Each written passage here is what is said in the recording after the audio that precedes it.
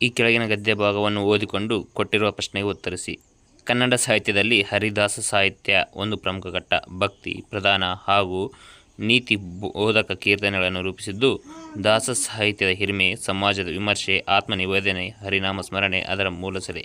ತತ್ವದ ವಿವೇಕವನ್ನು ಸರಳ ಕನ್ನಡ ರೂಪಿಸಿದ ಹೆಗ್ಗಳಿಕೆಗೆ ದಾಸವೀರಣ್ಯರಿಗೆ ಸಲ್ಲುತ್ತದೆ. ಈ ಮೇಲಿನ ಗದ್ಯ ಭಾಗದಲ್ಲಿ ಯಾವ ಸಾಹಿತ್ಯದ ಬಗ್ಗೆ ಹೇಳಲಾಗಿದೆ? ಶರಣರ ಸಾಹಿತ್ಯ ವಿಚಾರ, ದಾಸ ಸಾಹಿತ್ಯದ ವಿಚಾರ, ಶಿಷ್ಟ ಸಾಹಿತ್ಯದ ವಿಚಾರ, ತತ್ವಶಾಸ್ತ್ರದ ವಿಚಾರ. ಉತ್ತರ ಬಂದು ದಾಸ ಸಾಹಿತ್ಯದ ವಿಚಾರ.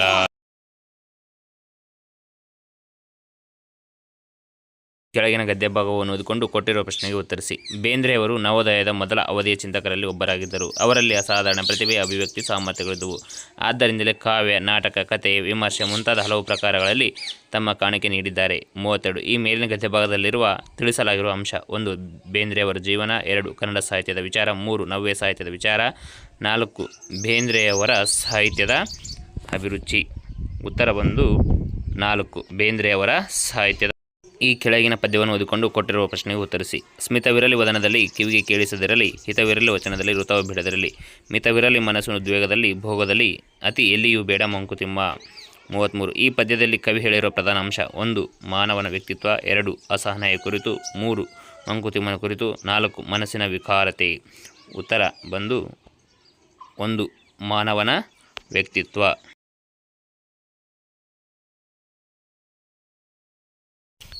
ಈ ಕೆಳಗಿನ ಪದ್ಯವನ್ನು ಓದಿಕೊಂಡು ಕೊಟ್ಟಿರುವ ಪ್ರಶ್ನೆಗೆ ಉತ್ತರಿಸಿ. ಚಿತ್ತವಿಲ್ಲದ ಗುಡಿಯ ಸುತ್ತಿದೊಡೆ ಫಲವೇನು? ಎತ್ತು ಗಾಣವನ್ನು ಹೊತ್ತು ತಾನಿತ್ಯದಿ ಸುತ್ತಿ ಬಂದಂತೆ ಸರ್ವಜ್ಞ. 34. ಈ ಮೇಲಿನ ಪದ್ಯ ಭಾಗದಲ್ಲಿ ವ್ಯಕ್ತಪಡಿಸಿರುವ ಅಂಶ: 1. ಫಲವಿರುವ ಭಕ್ತಿ. 2. ಗಾಣದ ಎತ್ತಿನ ಕುರಿತು. 3. ದೇವರ ಗುಡಿಯ ವಿಚಾರ. 4. ಮನಸ್ಸಿಲ್ಲದ ಭಕ್ತಿ. 4. ಬೇಂದ್ರೆಯವರ ಯಾವ ಕೃತಿಗೆ ಜ್ಞಾನಪೀಠ ಪ್ರಶಸ್ತಿ ಲಭಿಸಿದೆ? 1. ಆಕಾಶಬುಟ್ಟಿ. 2. ಪಕ್ಷಿಕಾಶಿ. 3. ನಾಕುತಂತಿ. 4. ನಾದಲಿಲ್ಲಿ. ಉತ್ತರ 4 ತಂತಿ.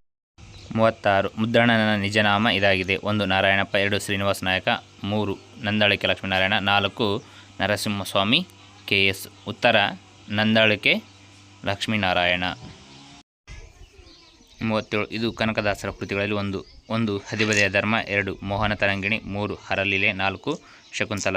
ಉತ್ತರ 2. ಮೋಹನ ತರಂಗಿಣಿ. 38. ಹಾಸ್ಯಕೃತಿಗಳ ಹೆಸರಾದವರು. 1. ಬೀಚಿ. 2. ಕೊಡಗಿನ ಗೌರಮ್ಮ. 3. ನಿಸಾರ್ ಅಹಮದ್. 4. ಕುವೆಂಪು. ಉತ್ತರ ಬಂದು ಬೀಚಿ.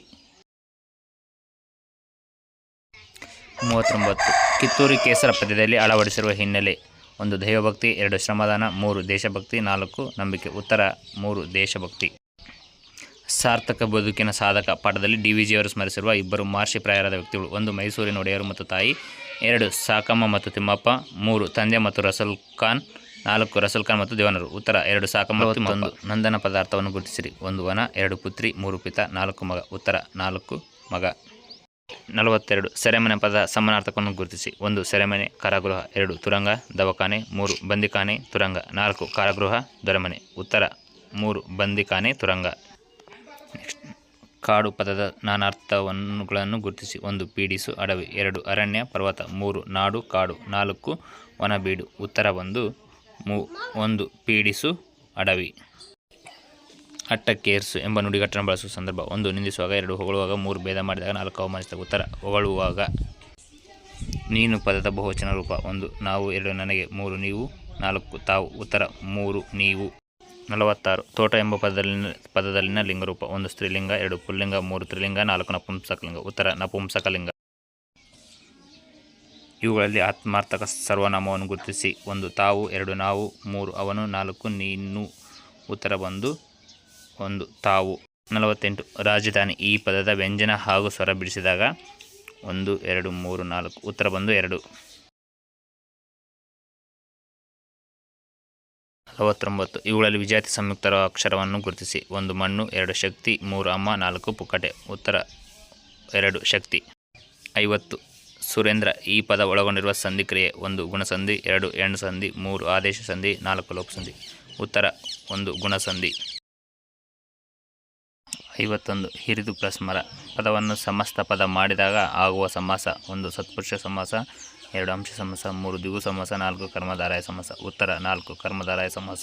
52. ಅಲಮಾರು ಎಂಬ ಪದವು ಈ ಭಾಷೆಯಿಂದ ಕನ್ನಡಕ್ಕೆ ಬಂದಿದೆ. 1 ಹಿಂದೂಸ್ತಾನಿ, 2 ಇಂಗ್ಲಿಷ್, 3 ಪೋರ್ಚುಗೀಸ್, 4 ಅರಬಿಕ್. ಉತ್ತರ 3 ಪೋರ್ಚುಗೀಸ್.